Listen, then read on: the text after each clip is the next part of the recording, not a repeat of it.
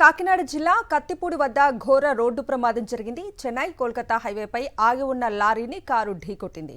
ఈ ప్రమాదంలో 2 మృతి చెందారు, మరో 5 తీవ్రంగా గాయపడ్డారు. కారు నుజ్జునుజ్జైంది. భీమవరం నుంచి అన్నవరం వెళ్తుండగా ఈ ప్రమాదం జరిగింది. ఈ రోడ్డు ప్రమాదానికి సంబంధించిన పూర్తి అప్డేట్స్ ని మా ప్రతినిధి రాజుని అడిగి తెలుసుకుందాం. రాజు, చెప్పండి, రోడ్డు ప్రమాదం అసలు ఎలా జరిగింది? ఈ ప్రమాదానికి సంబంధించి పోలీసులు ఏమంటున్నారు? కవిత, ఈ కత్తిపూడి దగ్గర జరిగిన రోడ్డు ప్రమాదంలో 2 మృతి చెందగా మరో 5 తీవ్ర గాయాలయ్యాయి. వీటిలో 2 పరిస్థితి విషమంగా ఉంది. అయితే ఆ భీమవరం నుండి అన్నవరం సత్యనారాయణ స్వామి దర్శనం కోసం వస్తుండగా ఈ ప్రమాదం జరిగింది. కత్తిపూడి వద్ద ఏదైతే చెన్నై కోల్కతా జాతీయ రహదారి ఉందో ఆ ఫ్లైఓవర్ కి సంబంధించి అక్కడ ఆగి ఉన్న లారీని వెనక నుంచి వచ్చి ఇటుక కారు బలంగా ఢీకొనడంతో కారులో ఉన్నటువంటి 2 అక్కడెక్కడ మృతి చెందారు. మరో 5 పరిస్థితి